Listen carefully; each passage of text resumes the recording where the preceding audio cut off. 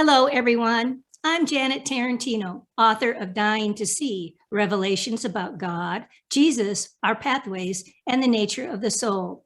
And I'd like to welcome you today to my YouTube channel called Exploring Everything Spiritual. Please click the like button below and feel free to share any of my videos on my YouTube channel, and be sure to subscribe below to see future amazing videos about everything spiritual. We have an amazing guest today. Her name is Karen Thomas. Let me tell you a little bit about her.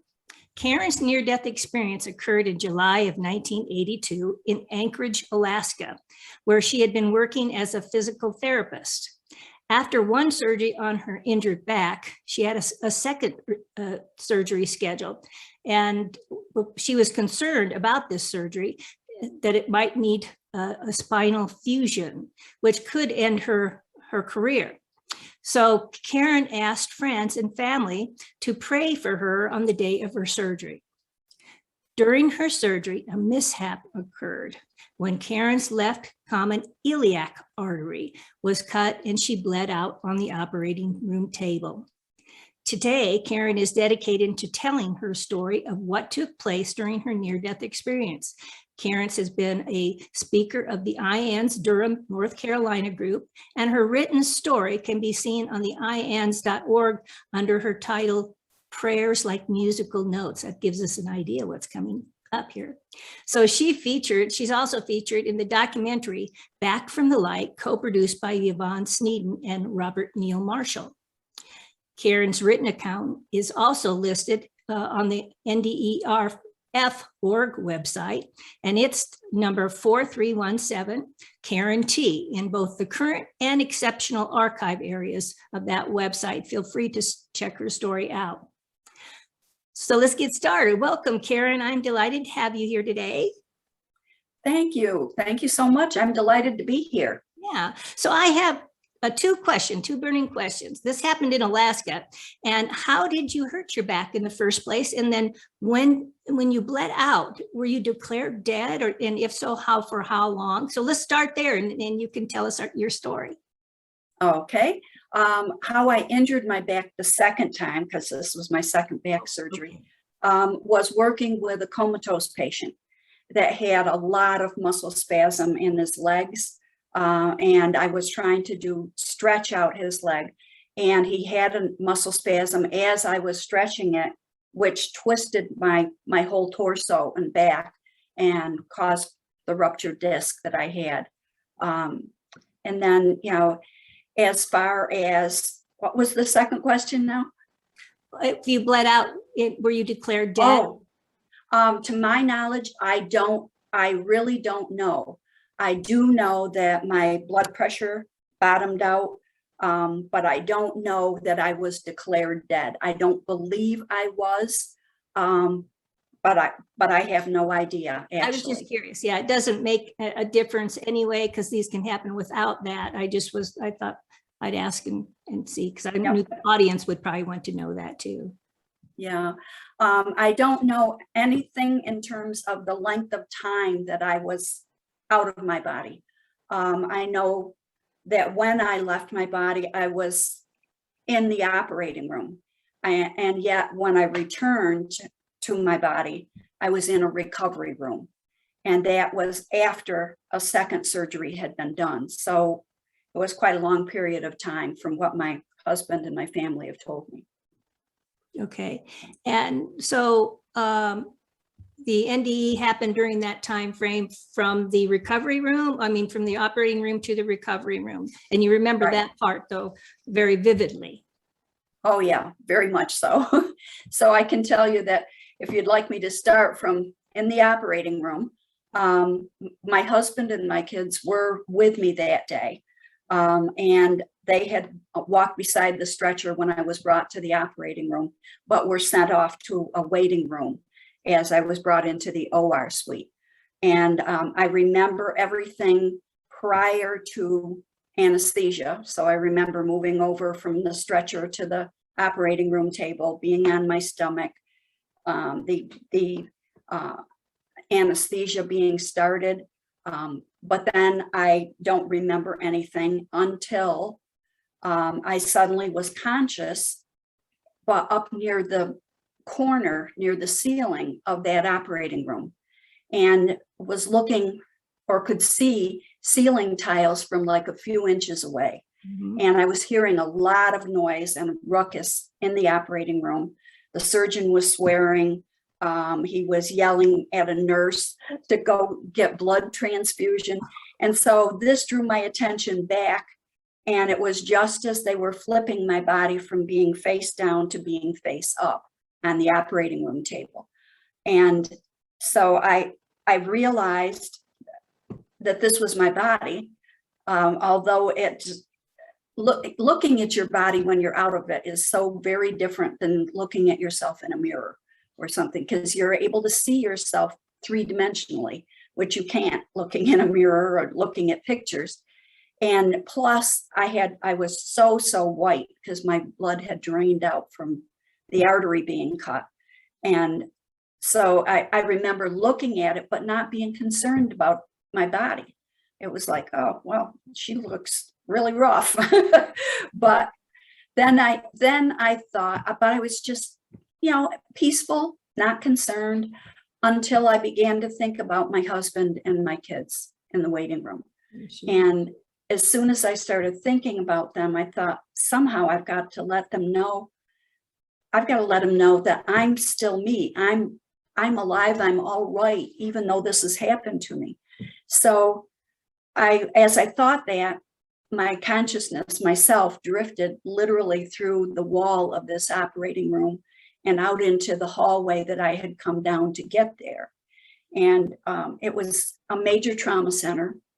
So there were multiple operating rooms, and I went past several of them, back through the double doors that went into the operating suite and out into a hallway.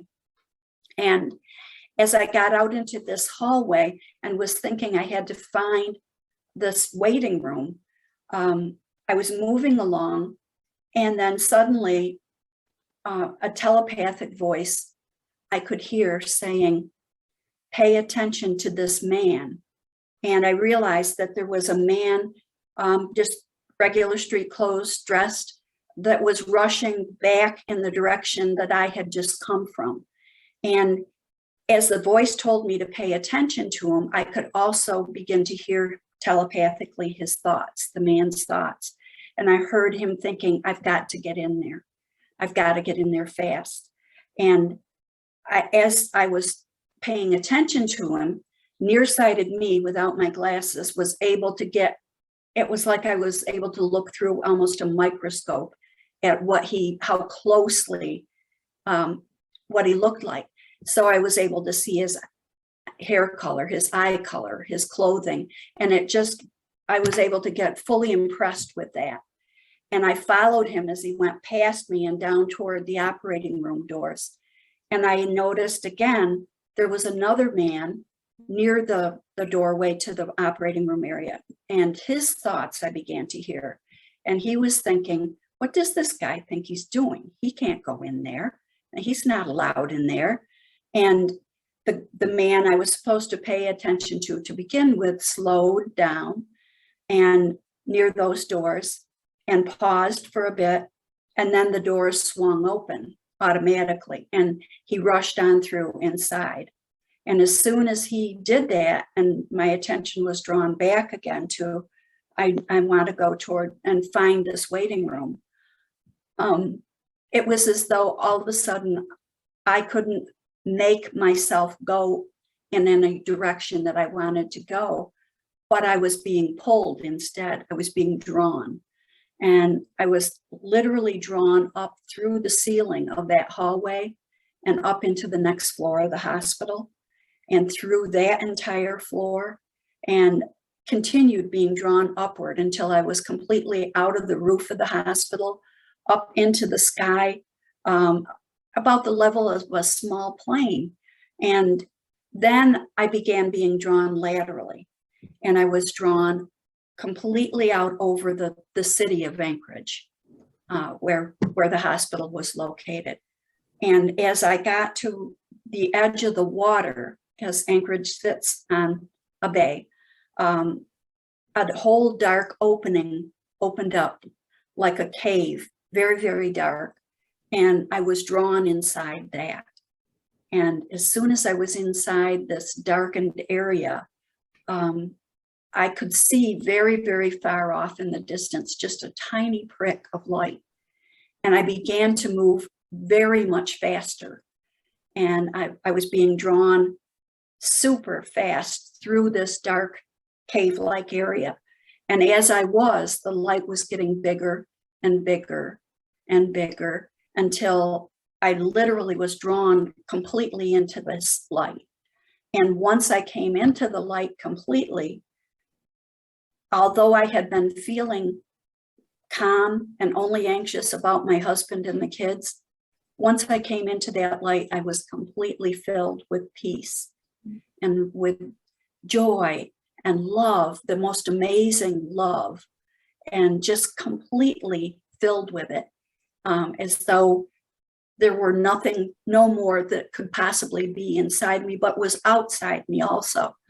And I was curious about where was I? And so I looked down to where I thought my feet should be, and I didn't see any feet, but I did see brown, rocky ground and very arid looking.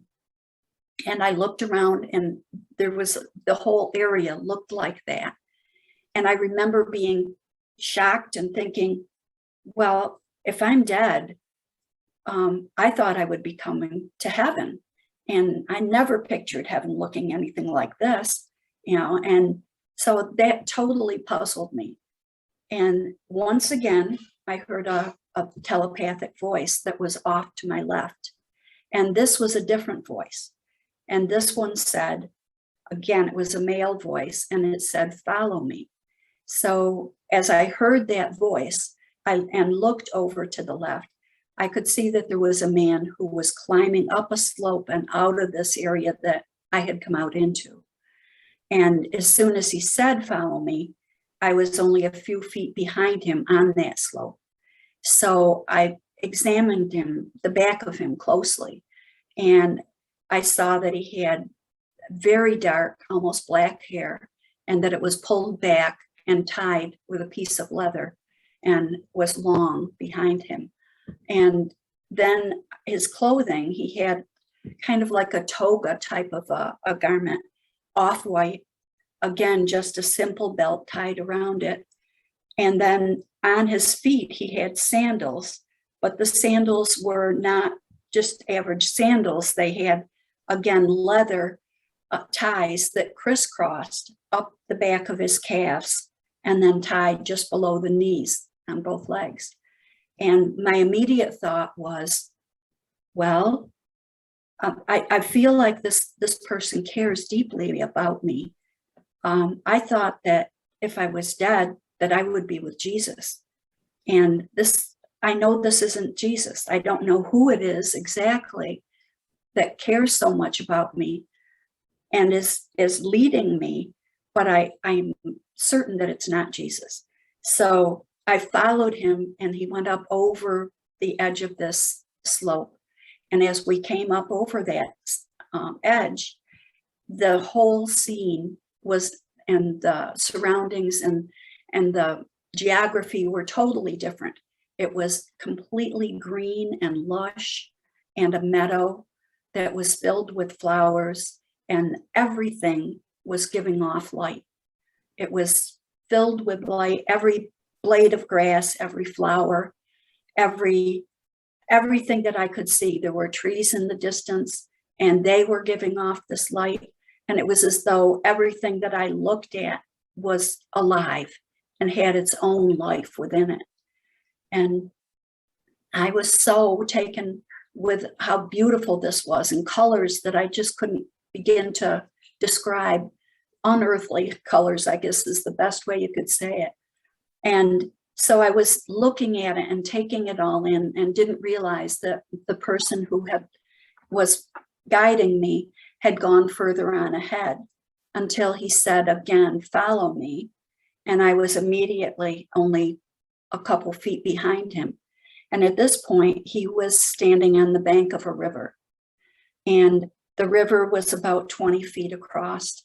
And on the opposite bank of this river were my father, who had died when I was 7, and my brother, who had been killed in a car accident when my daughter was only 6 days old, and aunts and uncles who had died, and 4 people that I didn't recognize who they were until it just was, I just knew that they were all 4 of my grandparents who all had died before I was born. And they were all there and all so happy that I was there too.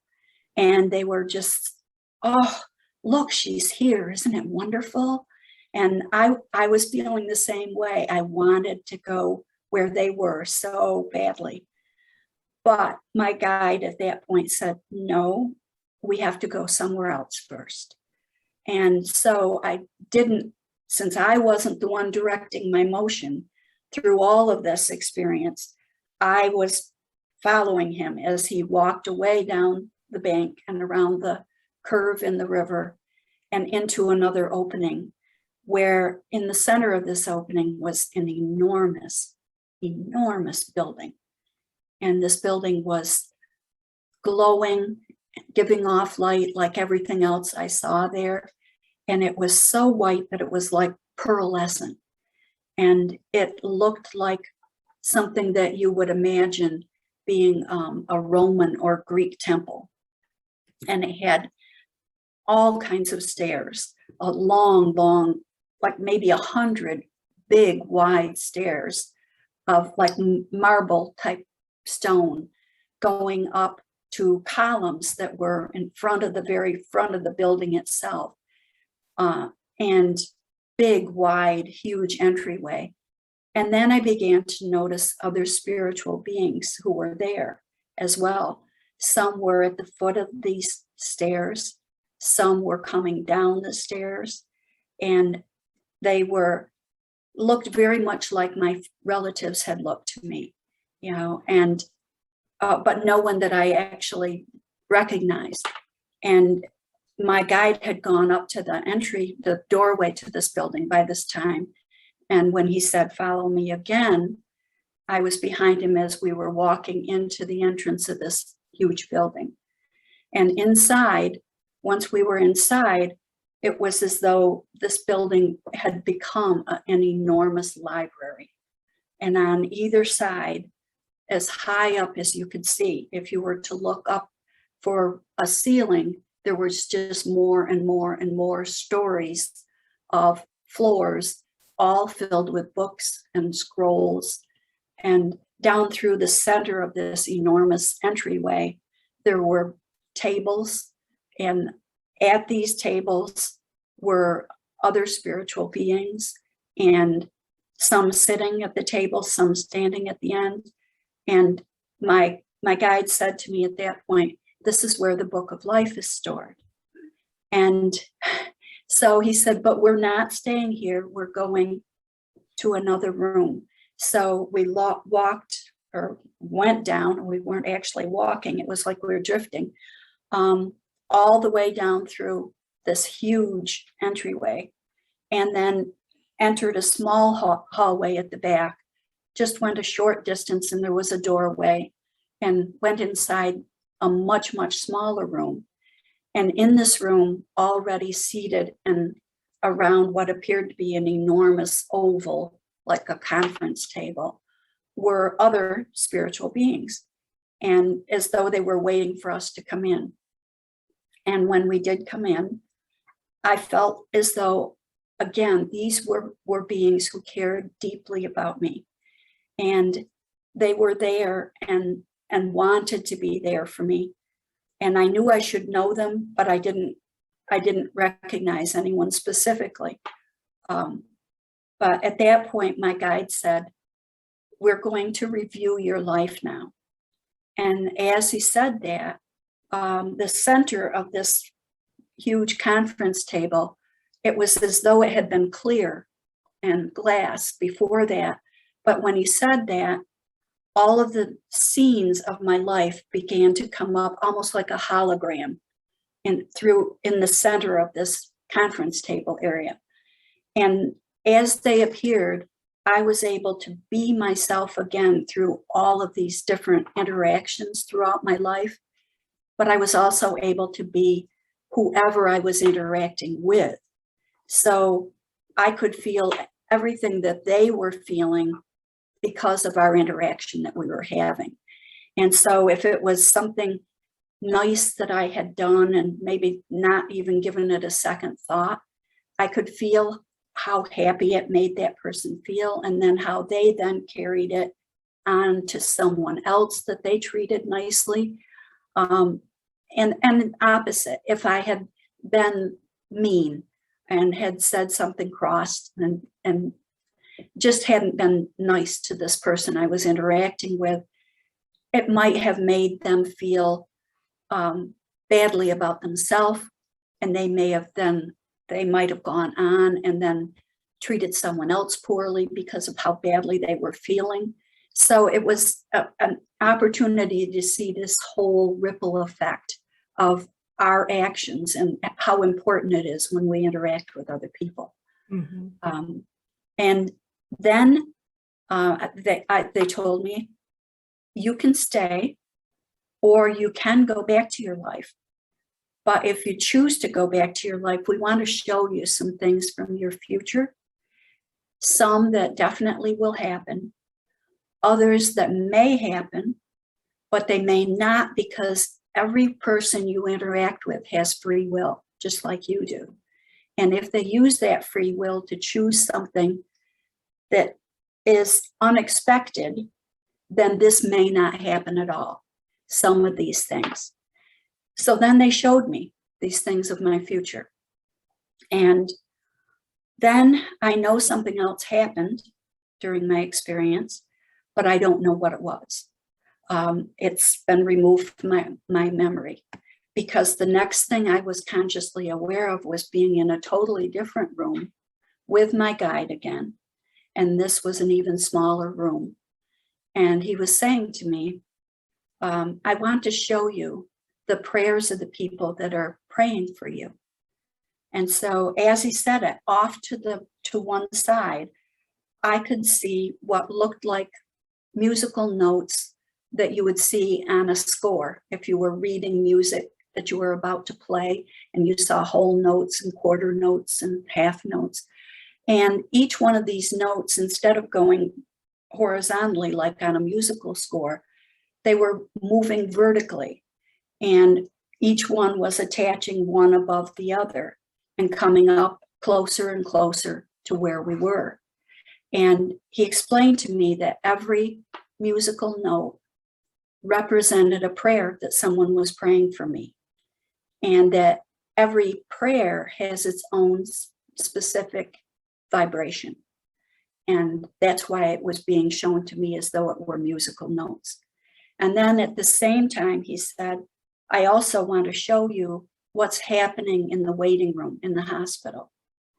And so then off to my left, it was as though I was looking through no ceiling at all, but seeing down into the room, the waiting room where my husband and my kids were waiting for me or to hear about me.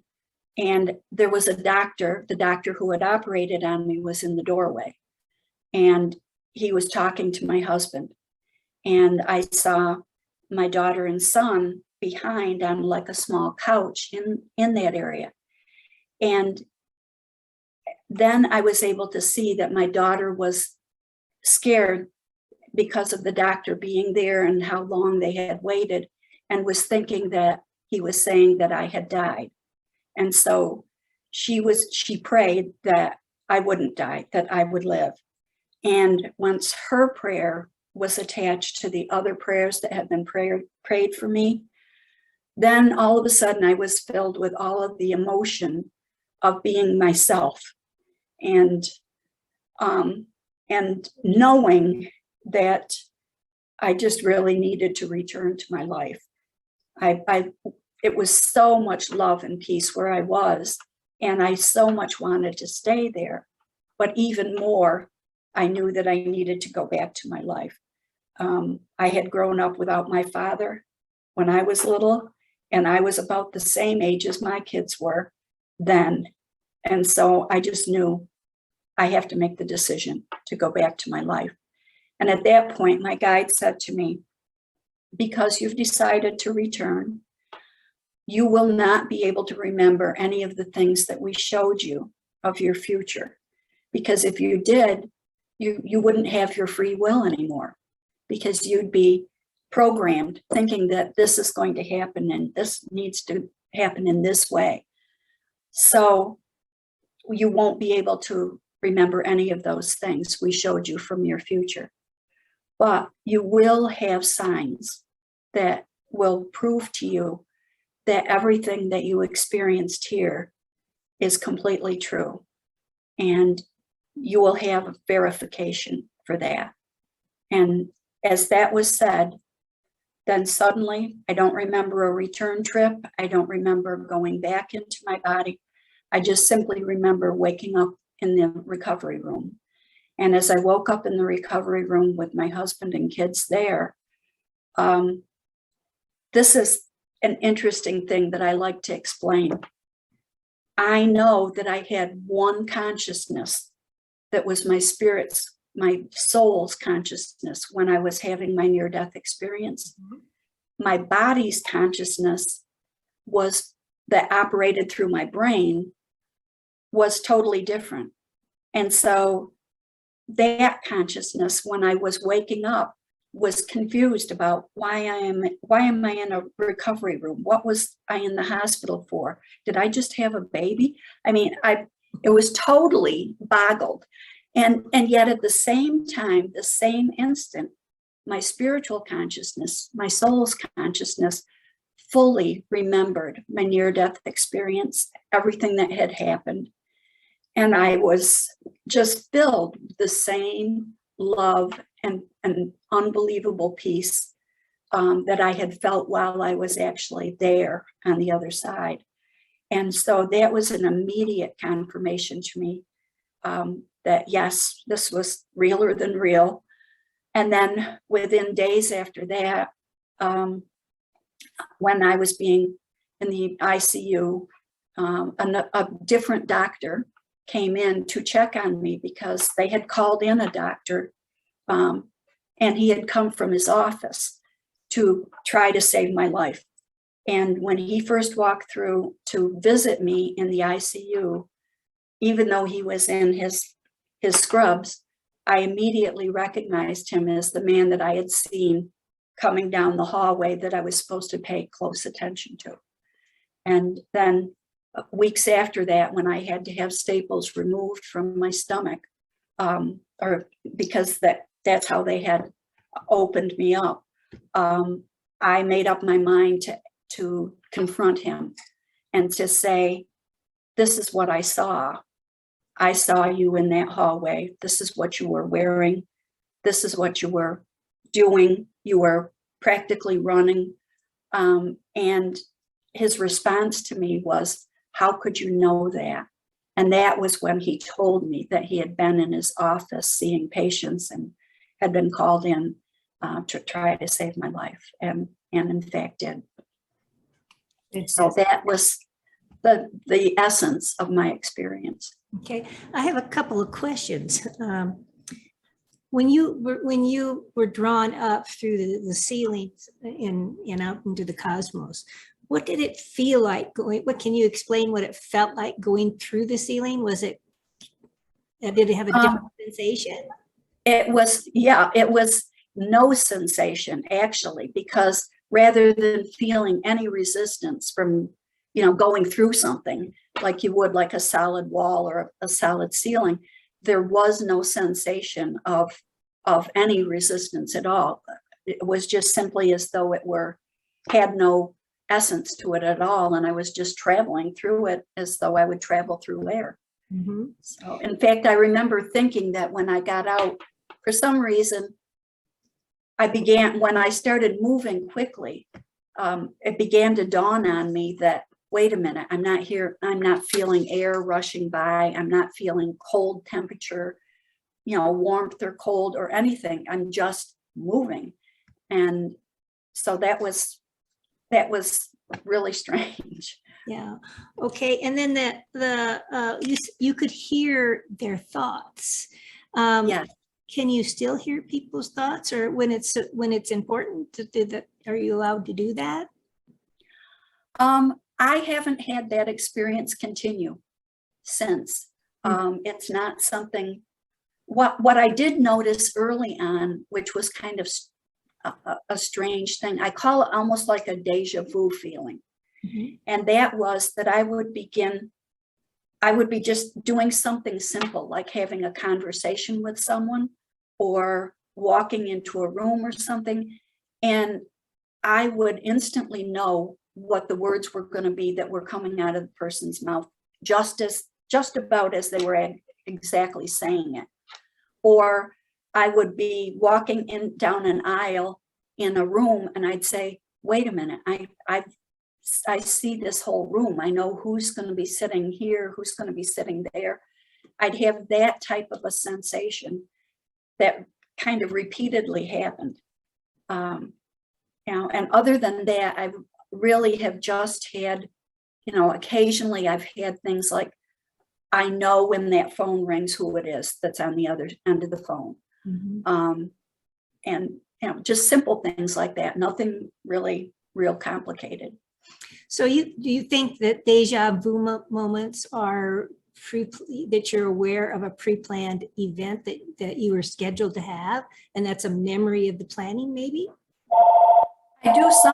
What I have more is that when there are major things that have happened in my life since my near-death experience, for example, within a couple years after my near-death experience, my sister, who was 20 years older than me and helped raise me, she had terminal breast cancer.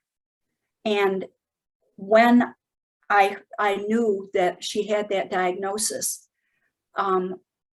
that's one of the times when I thought, wait a minute, this is one of those things that I was shown was going to happen, that I would be here to help her.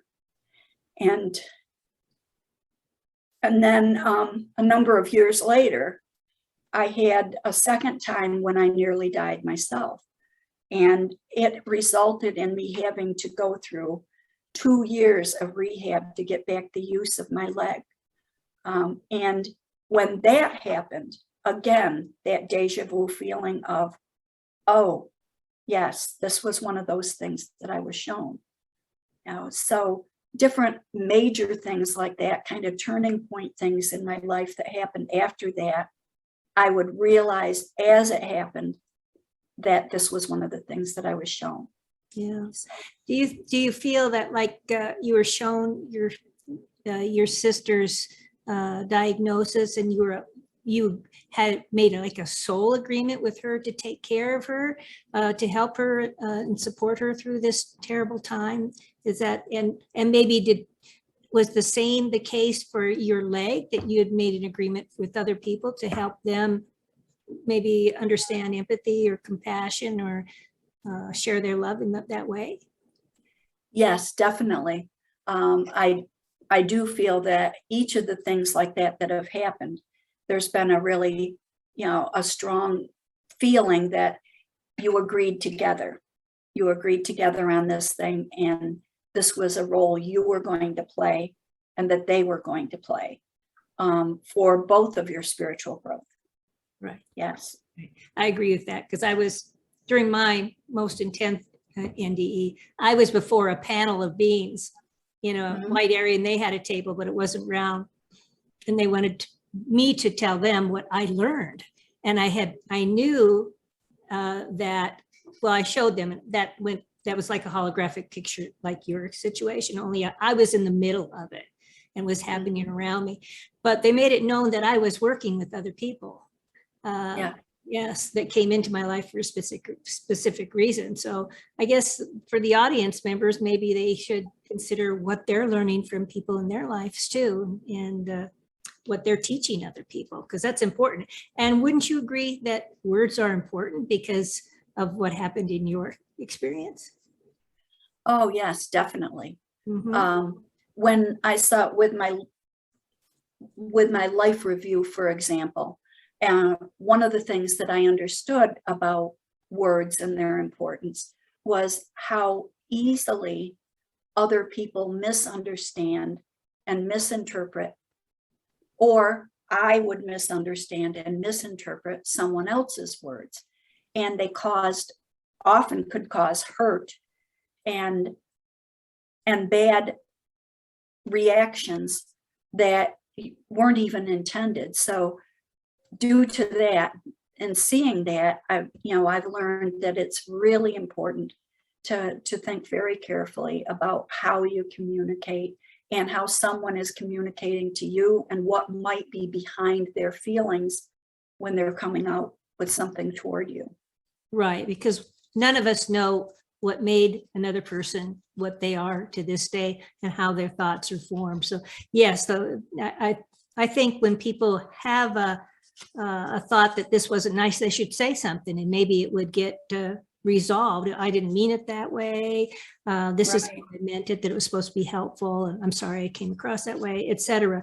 That would alleviate a lot of weight that people carry forward into their life unnecessarily. Would you agree? Mm-hmm. I would agree. And I have one silly memory. There's very few memories of the actual near-death life review. But a couple of things have popped into my memory. And one of them that's kind of silly, but illustrates what you're talking about, is when I was like about 5 years old. I had a beautiful, pretty pink dress that I had gotten to wear for Sunday school. And I was so proud of that. And I just loved that dress. I loved how it looked on me. And one of my scenes that I went through in my life review was going into the Sunday school class wearing my pink dress, and a little boy who was in the class coming up to me and saying, "Ooh, you look like a worm in pink." And I was just mortified. I felt terrible. And I took this forward, and I wouldn't wear pink. Anything pink, I wouldn't even touch it. I was just so upset. And what I saw in the life review was this little boy actually had a crush on me, and he thought it was funny, and he thought he was going to make me laugh, and he thought, that he was being cute, and totally different than how I took it and how I responded at the time. So it's just, like I said, a kind of a silly example, but still, if you look at it seriously, you realize how easily you can misinterpret something, maybe because you're just not very confident in yourself, and someone else is just doesn't mean any harm and thinks they're funny. I mean, there's just so many ways that people can miscommunicate. Exactly. I had one of those too during that lesson review. I was shown, I knew that I had misjudged something my mom had said, because I love to go in the little dresses too. And after school, or even after school or after church, we would want to go play on the monkey bars on the playground. And I'd run over there and put your sweater over, and you'd be twirling around. And my mom would always say, "Go get your dress off and put your pants on." And so I took it at that point that everybody should be very modest, and I judged people on their clothing after that. But after I went back and thought about where did I get this judgment from, then I realized that it had nothing to do with what Mom was telling me about for everybody else. I carried it forward, and that's, so we all have to evaluate where our judgments come from, and maybe let them go because of what we perceived. Right, exactly. Yeah. And choices. You mentioned you were talking about that some lessons may not happen because maybe we didn't take that pathway. So our choices will determine our pathways, correct? Yes, definitely.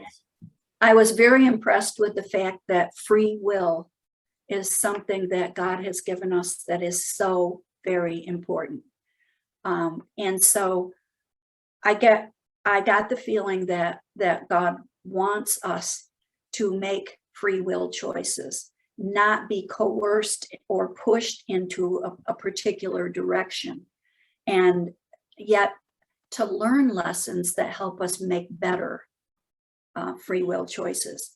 And yet it's not guaranteed. So you can always choose maybe a less productive choice, I guess you could say. And you will be left to make that free will choice and then to learn lessons from that. But yeah, but people's choices can change a life plan in a certain way. So I guess what I'm trying to say there is I did not get an impression from my life review that everything is completely planned out to the nth degree and you cannot avoid anything, like destiny. Yeah. You know, if you had a set in stone destiny, you would also have no free will. And it's a mixture that we live in our lives. Yeah. There are points that are going to happen no matter what direction we take, because there's a certain lesson. But Yep. there are other things we can bypass, just like a roadmap. You know, you want to go to a certain city, taking this one route because you want to see different things. You know, could choose a different way as well. Yep. So, but yeah, perfect. The story's great. Yeah. So, you have anything else? Well, I guess I don't have a book or anything like that. I do, though, like to communicate with people who may have questions after hearing my near-death experience, or just want to reflect on something with me. So I usually leave my email address, and you know, if someone hears this interview and something strikes them in particular that they would like to follow up with, you know, they can always email me. The only thing I say to them is to please put in the subject line near-death experience interview, or words to that effect, so that I know that it's someone who is contacting me because of having heard a near-death experience interview of mine. Yeah, that would be great. That give them some context as to maybe they could put the speaker, the host's name, so that you know which exactly. Yep. Interview. Yep. Because you're out there a lot, so. Yeah, I am lately. Okay. That's true. Is there any message that you want the audience to know? Do you think that there's a particular reason we're here? Yeah, definitely.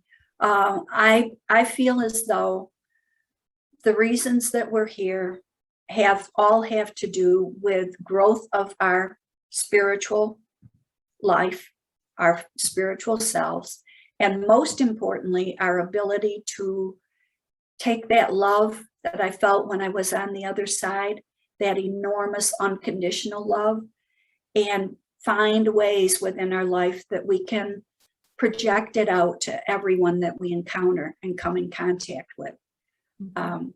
Just like, as I mentioned, my emails and stuff, I find invariably people that contact me, there is a specific way that I can help them learn about to love themselves, first of all, and then also how they can take that love and reflect it out and project it onto other people.